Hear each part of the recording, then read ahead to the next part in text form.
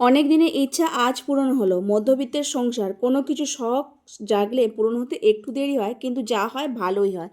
রাধে রাধে বন্ধুরা, কেমন আছো সবাই? আশা করি সবাই ভালো আছো, সুস্থ আছো। সকাল থেকে ব্লগটা শুরু করছি। সকালে নিচে গেছিলাম, জল ভরে নিয়ে এসেছি। একদিকে অন্ন আর একদিকে আলু সয়াবিন সেদ্ধ বসিয়েছি। সকাল সকালে রান্না হয়ে যাবে, কেননা 8টার মধ্যেই গোগো আবার কলেজে যাবে। ওর দুটোর পরীক্ষা আছে, তো টিফিন খেয়ে যাবে, টিফিন নিয়ে যাবে। তো তার মধ্যে আমাকে রান্না কমপ্লিট করে নিতে হবে। তো এই মানে ডাল, আলু ভাতে ভাতের বদলে আর সয়াবিন করলেই হয়ে যায় একটা তরকারি দিয়ে। তার সাথে একটু আমের চাটনিও করে নিয়েছি। এখন 12 মাস আম পাওয়া যায়, তো সেই জন্যই আমটা বেশ ভালোও লাগে, আর একটা আম দিয়ে 2 দিন চাটনি হয়ে যায়।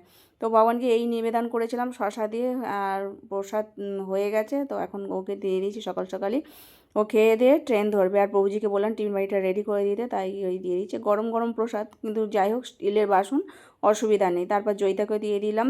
ও প্রসাদ পেতে পেতে আমরাও প্রসাদ পেতে বসে পড়েছি। 9টার সময় জয়িতা আবার পরীক্ষা দিতে যাবে, প্রভুজি নিয়ে যাবে ওকে। তো যতদিন পরীক্ষা হবে ততদিন প্রভুজি নিয়ে যাবে। তো যাই হোক, আজকে লাস্ট পরীক্ষা, তারপর আবার সেই একবারে বোর্ডের পরীক্ষা দিতে যাবে।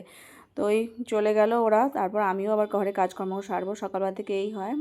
তো সকালবেলাটায় যা হোক করে চলে যায়, তো ওবেলা আবার কিছু করব। আর যা করি একবারে দুবারে প্রসাদ পাওয়ার মতোই করে নিই, দুপুরেও যাতে ওই প্রসাদ পায়। তো আজকে আবার একটু কমই করেছি, যেহেতু কলেজে চলে গেছে, ও একবার সেই সন্ধেবেলা আসবে। তো দুপুরবেলা আর ভগবানের জন্য আর অন্য কিছু করে দেবো। অন্য সময় ফলমূল দিই, মিষ্টি থাকলে মিষ্টি দিই।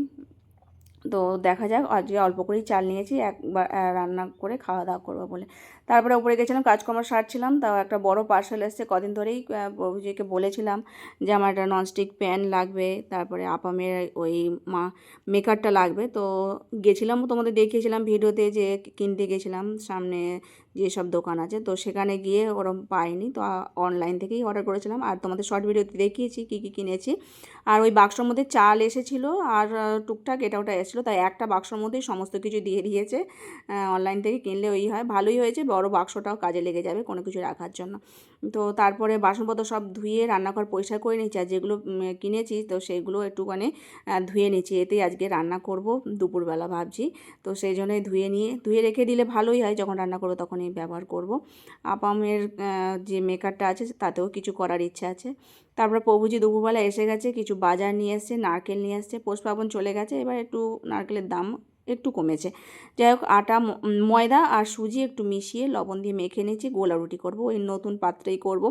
তো একটুখানি তেল দিয়েছি, আর এখানে গোলা রুটিটা ছেড়ে দিয়েছি, দেখি কেমন হয়। প্রথমবার ইউজ করব। আমাদের মধ্যবিত্তের সংসার, কোনো কিছু শখ জাগলে পূরণ হতে একটু দেরি হয়, কিন্তু ভালো জিনিসটাই প্রভুজি কিনে দিয়েছে। এই প্যানটা শুধু ননস্টিক নয়, সেরামিক ননস্টিক প্যান। তো একটু ভালো কোয়ালিটির কলার কেনার চেষ্টা করেছে প্রভুজি। তো হাতেই বেশ উঠে আসছে গোলা রুটিগুলো, বা এতে পাটিসাপটা করতে সুবিধা হবে। তো ভগবানকে ভোগ নিবেদন করেছিলাম আলু ভাজা, এদিকে তিলের নাড়ু ছিল সবেদা গাছের ওই দিয়ে। এই প্রসাদ পাবো এখন। আজকের মতো ভিডিওটা শেষ করছি। হরে কৃষ্ণ।